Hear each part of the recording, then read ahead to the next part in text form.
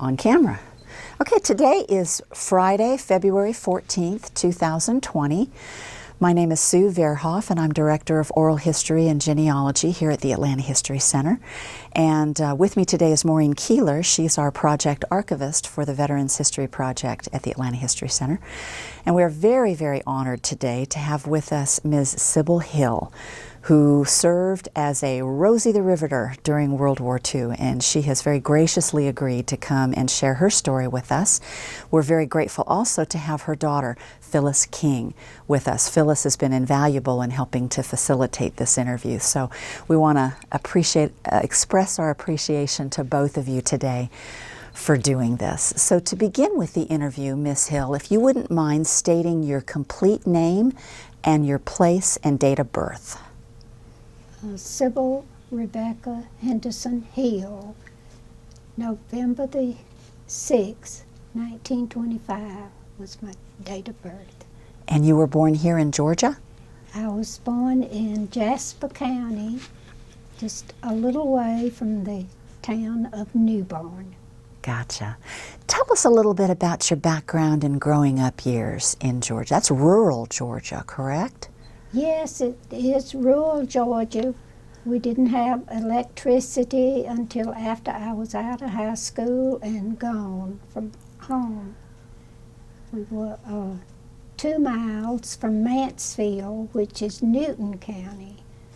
But I went to school in Jasper County, Prospect School, through the 9th grade, and then I went to Monticello High School for 10th and 11th. That time we just had 11 grades. And tell us about your family a little bit. And I was, my mom and dad had, my mother was very young when she was married, but my dad had said he would join the Army. It was World War I. And he would join the Army if she didn't marry him. So they were married very young. And then I was the third child. They were married about 2 years before my brother and an older sister came along. I was the third child. And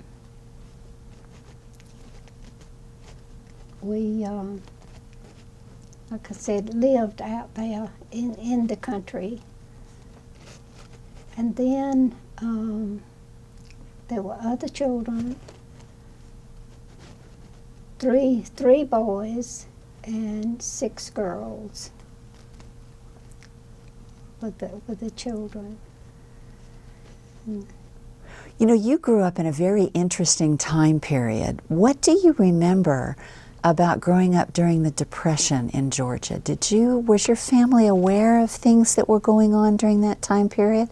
Yes. At school, we got these free lunches, and then we, at one time, they could go to this place and do mattresses and quilts. It was a relief, type thing. And at the school we got free lunch, some things for lunch. So. What was your father's occupation? Farming. Did you have a farm?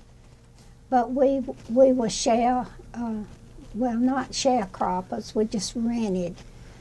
So I could, and from the time I could remember, we lived in 6 different houses before my dad was able to buy 100 acres. And we lived in, the man that owned all the acreage that we got, my dad got, he had tenant houses. He had peach orchards at first, and then went into dairying And later he sold it all out to a horse farm. It was a horse farm. A man from New York bought those, and they raised show horses. But anyway, my dad was a farmer. We had cotton and corn, big vegetable gardens, about 200 or 300 tomato plants, and my mother would can, and I remember peaches, since at first, we were at the peach orchard, and she dried peaches. They'd put them on a tin plate and put them out in the sun, and we'd just preserve things like that. In a way, that was before we had a can or no electricity. Well water, and the well would go dry, so we'd bring water from a spring and did our laundry at the spring. Had a clothesline between some trees and a pot that you'd boil your sheets in to keep them real white. How far away was the spring? It was not very far from the house, but of course you went downhill and then back up the little hill, and that was then we had did our laundry, and had our clothesline and everything down there. So, did you have chores that you were expected to? yes, we had raised chickens and hogs, and the children. Then we had the different thing, and cows, milk. We got our milk to keep it cool and preserved. We put it in the jars, jugs, and put it in the spring to keep it, because no refrigeration. And we had assigned chores. I like to feed the chickens and the hogs. Well, it started out, just pigs. So, but I didn't want any part of milking the cows. Who ended up doing that chore? I had two sisters that would do that. And we heated our house, with a wood fire, and cooked on a wood stove. And so the boys my brothers usually did that. They'd take care of chopping up the wood and bringing that in.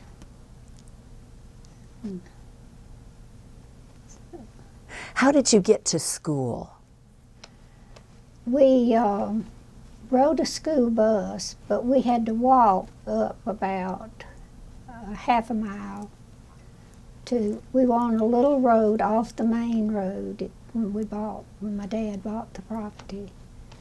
And we would walk up that road, and most of the time, if it was bad weather then, the school bus driver didn't come down, to pick us up. But we would wait. There was a tenant house. The man we bought the property, he brought the property from, had a tenant house right there. And there was a family that let us come in their house when the weather was bad. But it was a colored black family, and the children had to walk down a muddy road. It was red clay, a lot of red clay there, and but they had to walk down to a little ragged house for school, and I thought that was so wrong. Wow. Made me feel bad, but they would invite us in. we were welcome to come in their house to get in and out of bad weather. That's wonderful. And at that place too, when we first moved there, like I said, the landowner had peach orchards, and I worked in, my older sister and I, we worked at the peach packing plant for 2 summers before they then kind of got out of the peach business. Where was the plant located? The peach plant, it was there near the little road that went down to our house. And the peach fuzz was so fuzzy, and my sister and I hated that. And then we didn't understand because my brother didn't have to work in it, but we worked, and I don't remember, just a little bit of pay, you know. But my dad got that. What was your job specifically in the plant? It was to, it'd be, the peaches would come down on this sheet, you know, and we'd pick out bad ones. We called it culling. And how often did you work there? Well, it was the season, usually July and into August. And we called it peach packing. And every day? They put them in crates, you know, and then they were hauled away, and I don't know where they went from there. And would this be every day after school or just certain days of the week? That was in the summer. Oh, of course. Mm-hmm. Gotcha. When school was out. Wow. And then to get back to that, I said usually we didn't get to start to school till after it was going for about a month, maybe three weeks to a month, because we had to pick some cotton to be ginned so we could buy shoes and clothes to go to school. But back then they didn't, just about everybody out in the country, you know, did that. So if it was then, like it is now, you'd never pass your grade because you wouldn't have enough days. Do you recall where you were and what you were doing when you heard about the attacks on Pearl Harbor? I don't remember exactly what, just worked just there.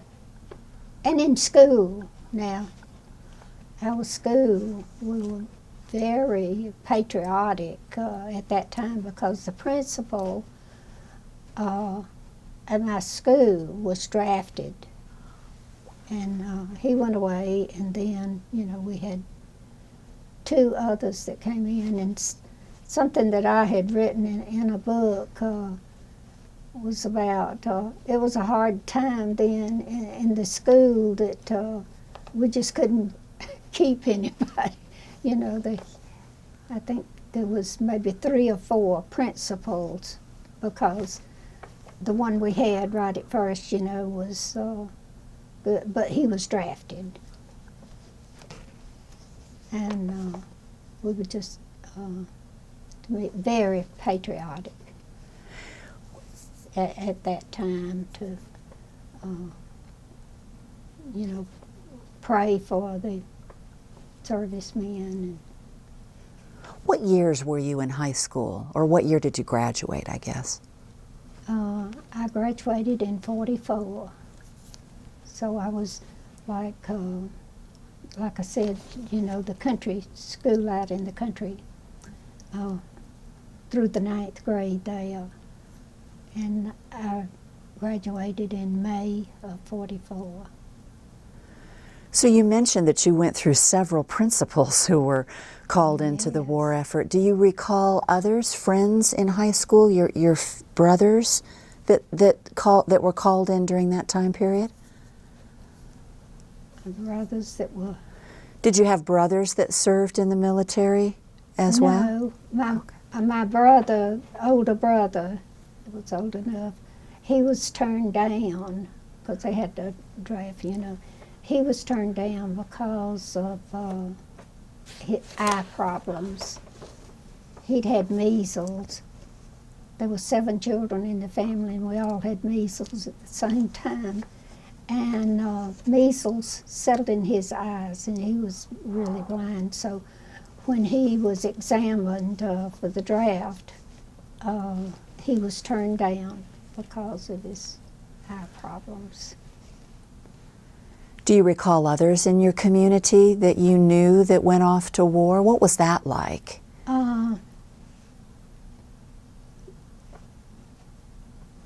Yeah, I had an uncle that, and I remember him saying he was stationed at Fort Benning, and he wanted to get on to Japan and get it done and over with, you know. People were very patriotic at that time, I thought. What other kinds of things did the community do? You mentioned making quilts and things. Do you recall, like, the trash or the scrap metal gathering, things like that? No, I don't remember us doing that. Many of our interviewees will also talk about things like rationing and ration cards. Yes. Can you want to talk about that a little bit? Well, I just remember not all the exact things now, but I do remember rationing.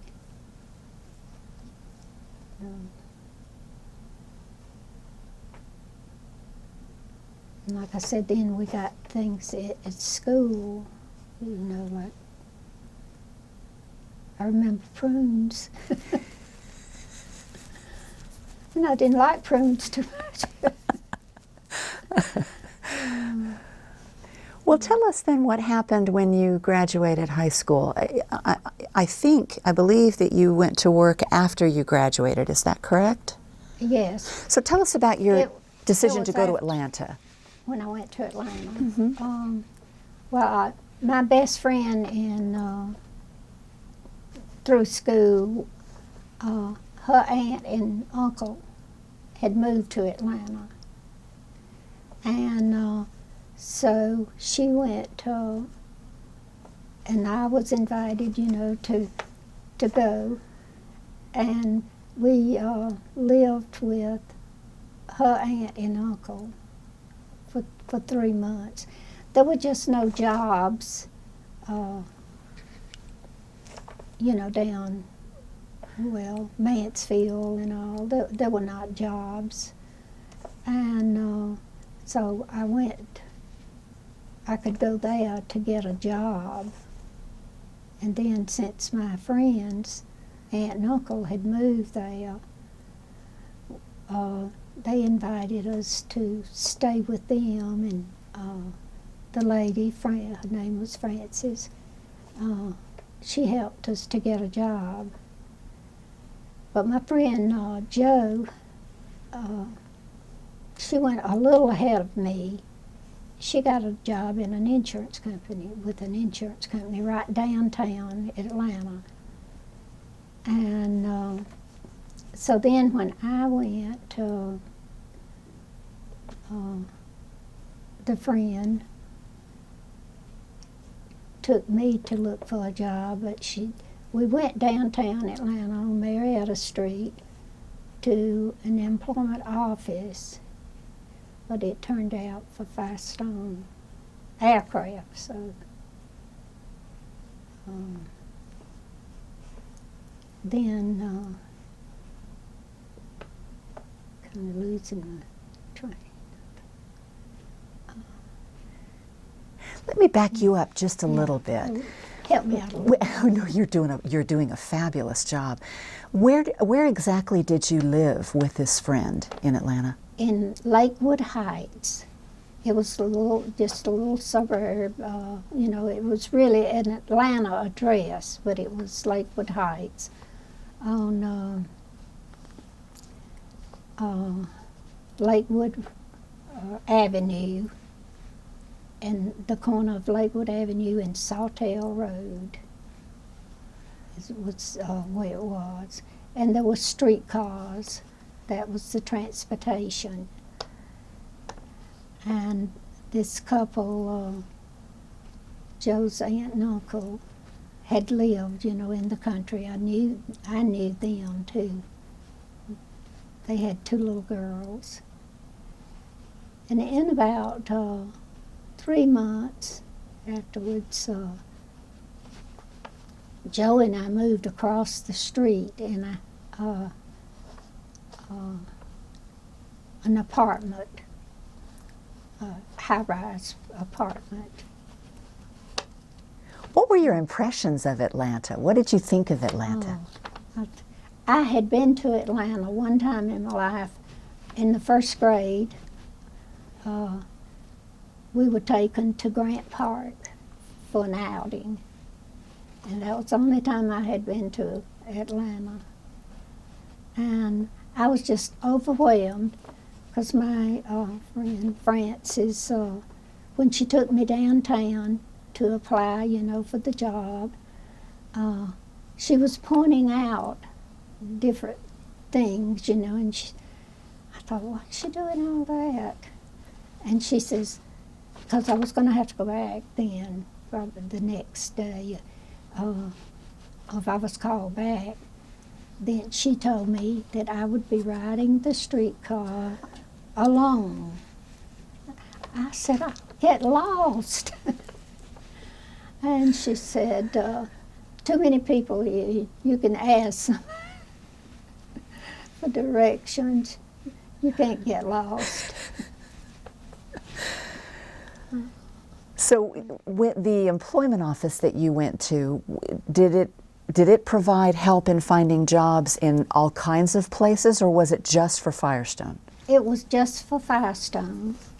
And so they encouraged me. They wanted me to take an office job, typing. And I didn't want that. I didn't like typing. And so I chose to work on the assembly line instead of, being a secretary. Back then, that's what girls did mostly. Their jobs would be secretarial work. And I remember my dad was upset then because I didn't take a job using typing and shorthand because he'd paid for me to take that in high school. And I did find, I said, you should be glad because the salary was high, I made more money taking that assembly line job. Well, tell us about the assembly line job. How did they train you? What were your first few days like? What do you remember about that?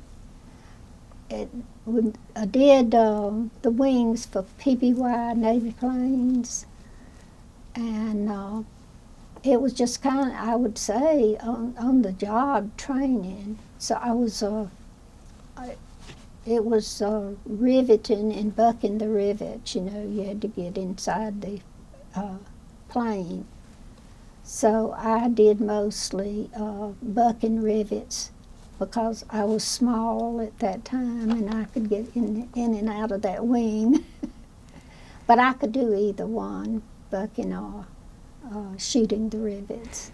Describe for those of us that don't know what shooting a rivet and bucking a rivet was. Well, the one that would shoot the rivets had looked like a gun, a pistol that you would shoot from the outside, and then you had a bucking bar. And the one that was bucking the rivets inside the wing, you could, I don't remember exactly, but we knew where to put that bucking bar to buck that rivet. And that would secure the rivet from both sides? That would secure the rivet from both sides.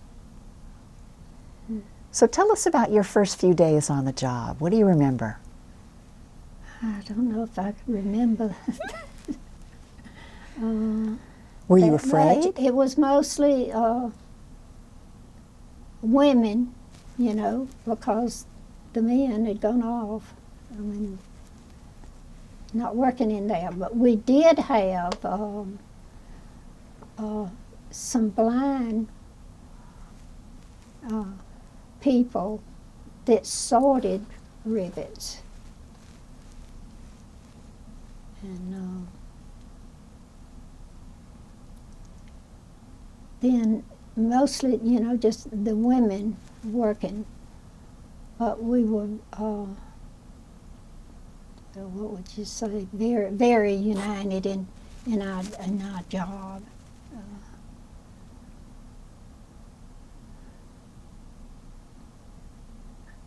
And then I don't. Can you describe a typical day, what your shift was like and when you ate, things like that? What would a typical day be like? I was on the day shift. They had night shift also, but I worked day shift. And if I remember correctly, I had to be there at 8 o'clock in the morning. And it seems like we still got off at 5 o'clock. And living near that plant, I walked about probably 3 or 4 blocks, you know, because the streetcar, the transportation, did not go on that road, you know, right by there. So if I took the public transportation, I would have to go up from Lakewood away and transfer to another streetcar to get those few blocks away, you know. So I walked to and from work. And the plant was located, plant- do you remember where the plant was located? On the corner of Sawtell Avenue and McDonough Boulevard. There, southeast Atlanta. Did I say right across the street from the federal penitentiary? That must have been interesting. Yes. It was a big building. It was a big building, and those lights, you know, shining all the time. Wow. Were your supervisors women or men? Do you remember? I had I had a man, there was a man supervisor at one time, and then there were women supervisors also. And there were a few men that worked there, but they had some disability, maybe a limp, you know, or whatever, that they'd been turned down, you know, in the draft. But it was mostly women. And then the blind men, I don't remember any blind women sorting rivets, but I remember some men. And one of them lived in the boarding house, a boarding house right there near. And then later, when my husband was got out of the military, well, he spent time in a hospital, you know, and then he was disabled. He got out on disability, and he lived in the boarding house where the blind man lived. And after we were married and everything, you know, we stayed, we were friends with him.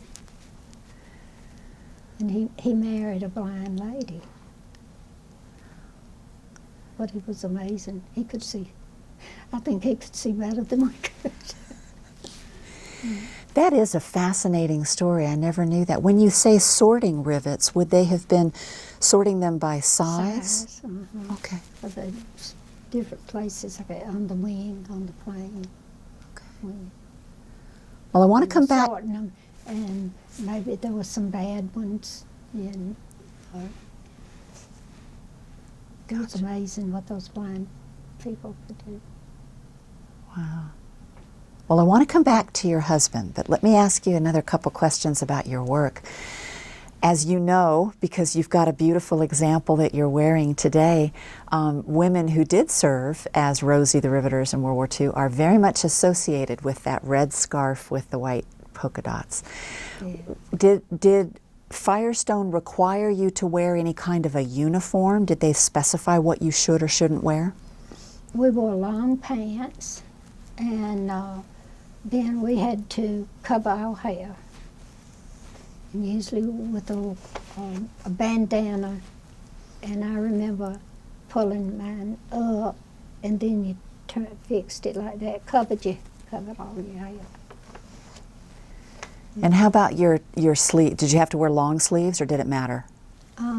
It didn't matter. As well as I remember, it didn't matter then about the sleeves. But I know we did have to wear long pants and cover our hair. Anything else you remember about your working experience? Any incidents that happened while you were on the job that come to mind? No, not. I don't remember any accidents or, any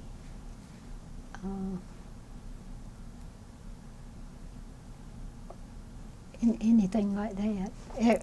As well as I remember, it went smoothly. And like I said, I was just there 8 months, or about 8 months, and the war was over. And I believe they made aircraft wings there, is that correct? That's right. So did you ever see, I'm sorry, forgive me, I keep interrupting, I'm so sorry. Did you ever see a completed aircraft, or was it just, you just worked on the wings and? I don't remember a completed, I don't know, and I don't remember, if I did know, I don't remember it now, where they made the other parts of the plane. Well, tell us a little bit more about your husband. How did you meet him? I know you've explained a little bit about, but take us back and kind of explain how that happened. He said he worked at Lockheed for just a very short time, and then he came to Firestone Aircraft, and in the apartment, Joe and I, another girl moved in that worked on the night shift. Like I said, I worked on the day shift, but she worked on the night shift. And I'm not real sure of how we connected then, since I was working day shift and her on the night shift. And she moved in with us in the apartment. There was room, and the landlady said, okay. And but then my husband had come to work there. He was on the night shift, and he had asked this girl named Edna for a date. And she had a steady boyfriend, that was in the military, and she wasn't going to time him. And so she wanted me to date him. So he comes to the apartment, though, but I didn't want to date him because he had asked her first or whatever, I didn't. But then I did end up and date him. No, but she remained faithful to her boyfriend in the military. And she lived in a town in northwest of Georgia, and now it has slipped my mind, I can't remember. But we lost touch, afterwards when the war was over. I thought I was going back home. That's another story, though. Instead of staying in Atlanta, that I would go back home. Well, tell us about that. But it was after I was dating Roy then, and so it didn't work out to stay back home. I moved back to Atlanta, and with a different story, you know, didn't live in Lakewood. Just kind of got away from that, and I lived in the Church's Home for Girls. A fellow by the name of Monjay had opened, I think there were 5 of the homes, one on Capitol Avenue, one on Washington Street, and you had house mother and hours to be in, you know, at night. And it was a wonderful place to live. But it was really good to the girls.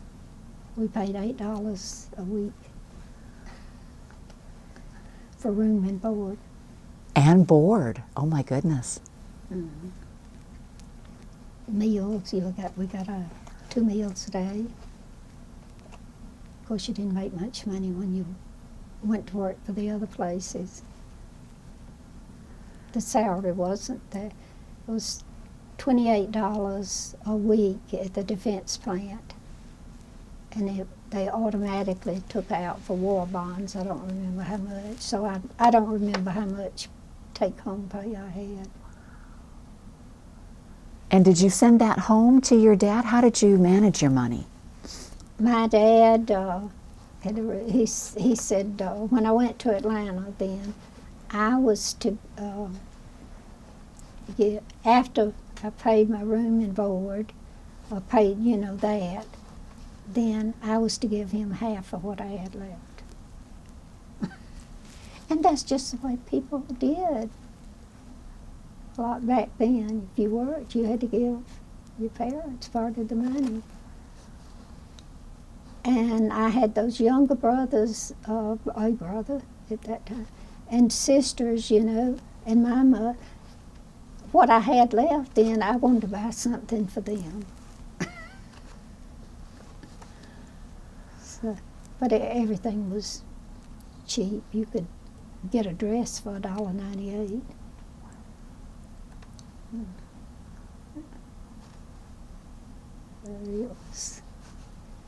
But I didn't resent, you know, giving my dad the money, because that's just the way, that's the way it was at that time. During that time, other children had to do that too. But I had a sister then, a younger sister. She kindly bucked him on when she was working in. She was telephone operator in Madison, and so she was dating this guy, and then they were engaged. And she told Daddy she wasn't going to give him any. She wasn't giving him money anymore. They were saving it, you know, to get married. Well, she got by with it. I said, but I didn't even think of, you know, saying, well, I'm not going to give you any money. The war bonds that accumulated, which wasn't that much, you know, in that length of time, but I gave him half of that too. Gave my daddy half of that when I cashed the war. Well, he insisted I cash the bond then so he could have some money. Very different.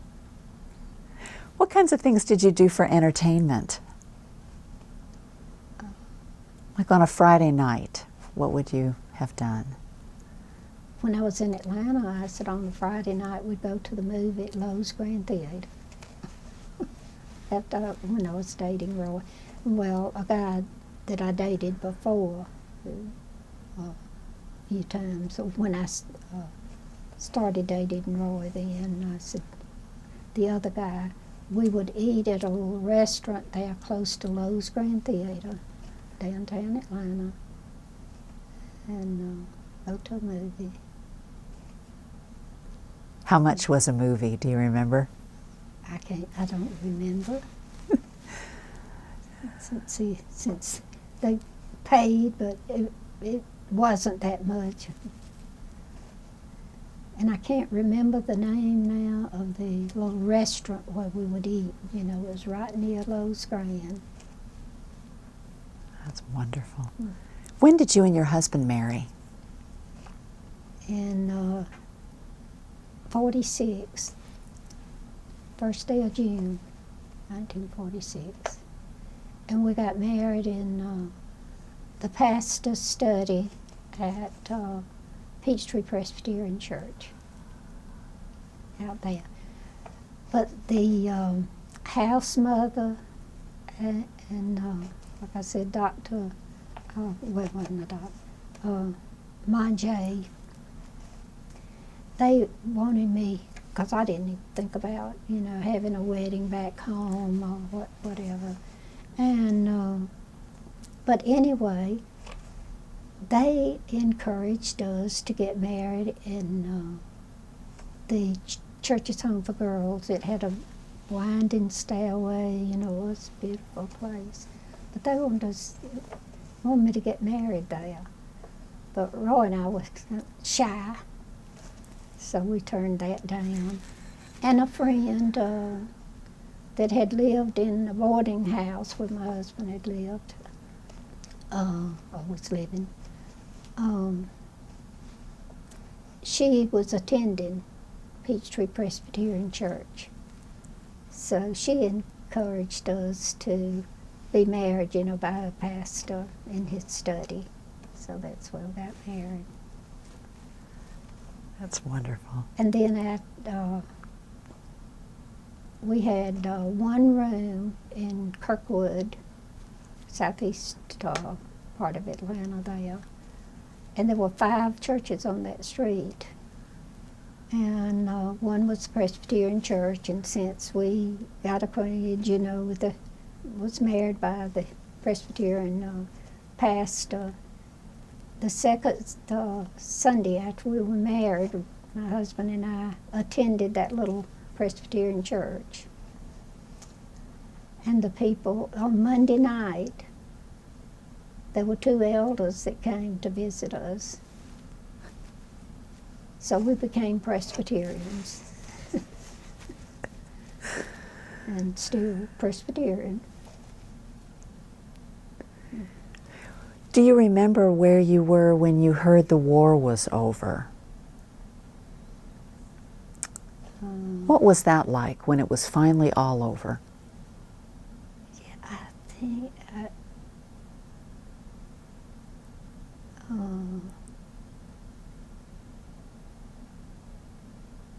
I can't remember.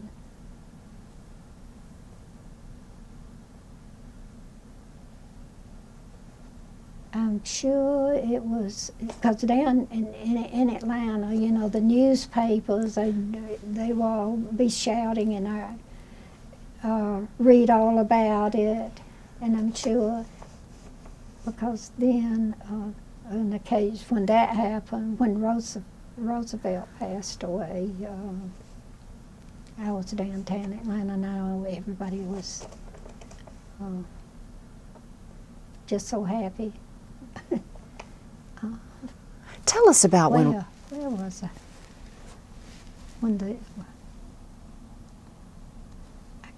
I can't remember right off. That's all right. Tell us about when Roosevelt passed away. I know that was quite an event. Do you remember much about that? Yes, I remember. Like I said, you know, I was working downtown Atlanta, and then the paper boys were yelling, you know, and when the train came through with his body, Roosevelt's body, and right there at 5 Points, that's where I was on the street, and everybody was sad, you know, sad with that. And but I know we were jubilant, and you know, when the war was over. But Do you remember how soon after the war ended? Tell us, I guess, about how you ended up leaving Firestone. How did your job kind of wrap up? And it kind of wrapped up just you know, before it was all over. They were in the process of closing it out. And I don't remember if General Motors went back. I know in later years they were out at Shamley or North Atlanta. so General Motors took over the. They took it back Okay. as well as I remember. You know, they took it back, but in later years they relocated. Were you disappointed to lose that job, or were you ready to move on? We were just so happy that the war was over. I think you know, we were happy that, because then I tried a few jobs before, because I worked at got a job at Western Union and went through the training and all, and I had a cousin that she and I got a job at the same time there, went through that, but then she got my cousin's neighbor was working at Life of Georgia Insurance Company, and she took a job then there. And I was going to, after my training and all, I was going to have to work on the night shift. And I didn't want to be getting off at 11 o'clock in the evening, you know, and get a streetcar and go to where I was living. And so I applied for a job at the insurance company where my cousin went and got the job right off, you know. And I still remember, though, the supervisor at Western Union, and I felt sorry for her later because, you know, that was a disappointment. They trained us, and then we left. But I liked sending those telegrams, you know, and make people happy, because we'd read the telegrams to people over the phone. And, but I didn't want to be getting off at night, being downtown 5 Points, riding the streetcar. Well, tell us a little bit about your family after you were married and after the war was over. Your husband, where did he work? He went with. He was on a GI job training to be auto electrician. And it was on Marietta Street. It was a 3-year job, though, you know, 3 years job training. And he just about finished that, but then he had osteomyelitis in the pelvic area. That's how he had developed that when he was in the military and spent 4 months in a veterans hospital, and they discharged him. But then on that job training, he spent time in Lawson General Hospital, Veterans Hospital, because it was a pre-existent condition and insurance wouldn't pay. So he could, you know, he was discharged from the Army with 30% disability. So that's why then he went to the Veterans Hospital. And, he couldn't go back, he couldn't follow that line of being an auto electrician. So, and then he spent the rest of his years then, when he was able to go back to work, he worked for civil service at Fort McPherson.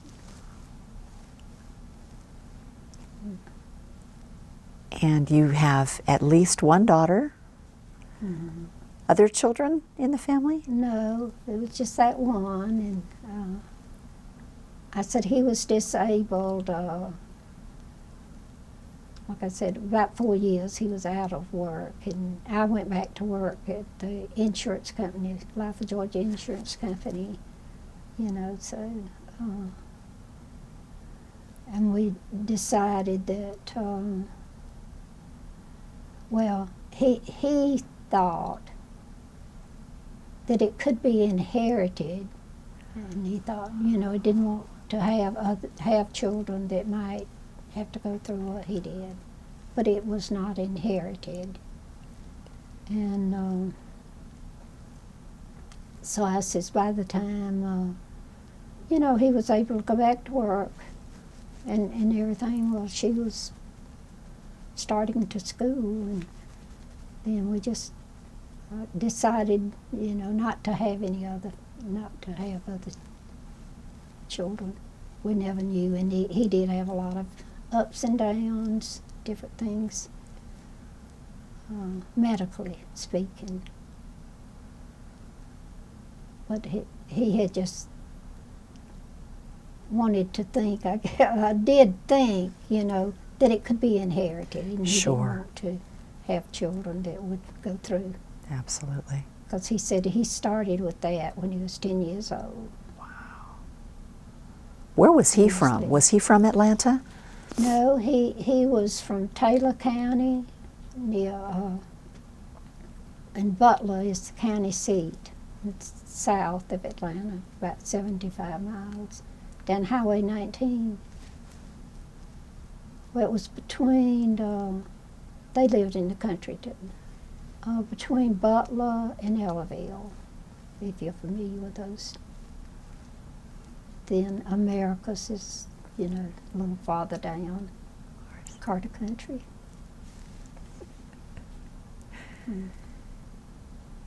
Was there anything else that you'd like to tell us about your life or your time with the Firestone, or just anything else you'd like to share with us?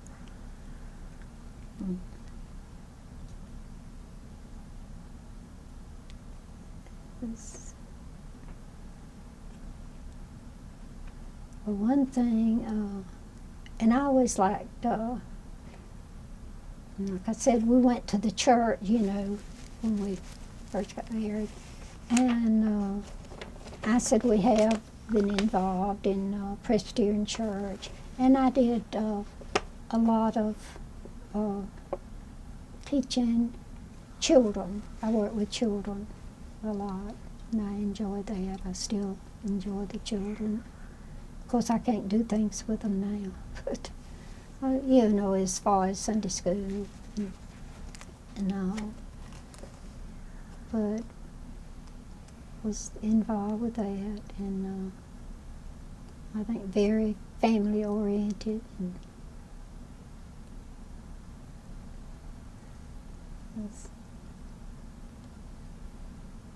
I still I live in my house. My husband passed away 20 years ago, and so I stayed in the house.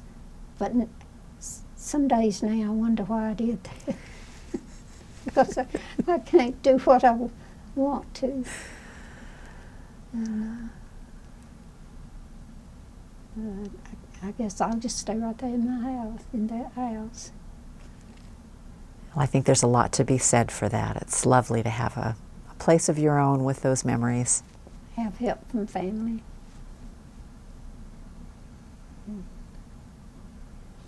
But in spite of all the medical, you know, the ups and downs with my husband, still I kept him home, and he didn't have to stay in a nursing home and that. So I was fortunate that I was able to take care of him at home. And had a daughter that always there to help. Well, I think he's a lucky man that Edna said no. Yeah, yes. And I was too. And I said the fellow that, because he worked for Eastern Airlines, the one that I dated some, for my husband. And I said it turned out to be then he was dating a girl in the church's home for girls. And I said, there he happens up. And Roy was coming, had a date with Roy, and I said then. And we remained the best of friends. That couple went with us when we got married, the pastor's study. And we were the best, just, turned out to be the best of friends. And that's wonderful. And he worked then, retired. Well, I don't know if he didn't retire. I don't think. He passed away. He was still working for the airline. Wow. And we did things had done things together. They'd come by to see us, and we go to their house sometime. That's fantastic.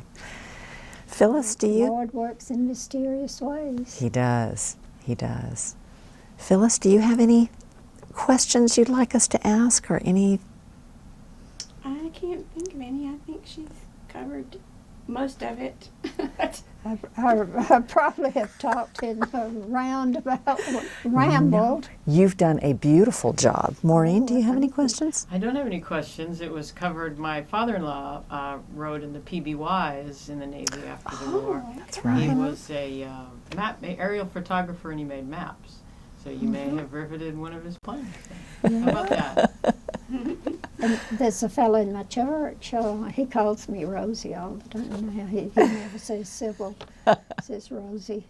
And, but anyway, which airline is he with? He was a Delta. Oh, Delta. Delta. Anyway, he gave me a book, that, he said, you keep that about airplanes, because it had stuff in there about the PBY plane. But every Sunday that when we're at church, hello, Rosie. But he's just had, he had a heart attack, and but he said the Lord wasn't ready for him, and he's doing good now. But he was at church Sunday, had to give me a hug. Rosie.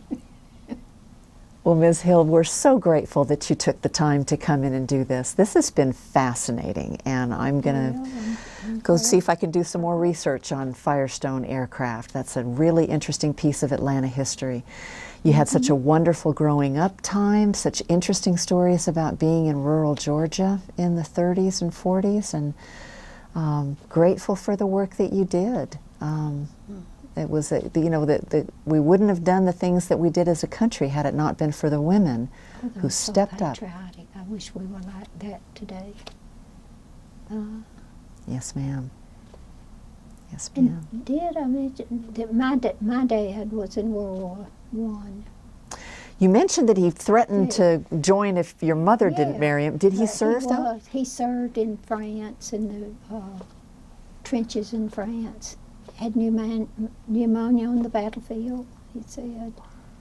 And also, he said, and it was a man he knew from his little hometown near Newbern that was just killed, ripped with machine gun fire right next to him. And he said he just knew he was going to be next. But he made it. He made it back home. But he had 5 brothers, and I said he was the only one, that served in the military. But he didn't talk about it too much. He talked to Phyllis He and Phyllis would talk. That's I had wonderful. conversational French when I was in 2nd grade, and so he just thought it was neat that we could say, well, how's the weather today or something in French, and nobody knew what we were saying. So he would talk to me. He didn't talk to me a lot about what he did. Wow. A little bit. That's amazing. Yeah. He got to know a family there, and he had a picture. The couple had a little girl, and then one of my sisters has that little girl's name, and Esther Marie. That's wonderful. But he did talk, and he learned, a little bit of French while he was there. And it wasn't all that long, that he was over there. The war Right. was over there. Right. Wow. He had emphysema, and he passed away when he was 68, my dad. Wow. And they think it was from the gas mask. Mhm. We've got the old gas mask. It's ragged. It's at your house, isn't it? No, Jay's got it. Huh? Jay has it, my cousin. My cousin has it. The gas mask, Yeah. she's got it. Why'd you give it to her? Well, thank you so much for doing this. I think we're Well, thank good. y'all.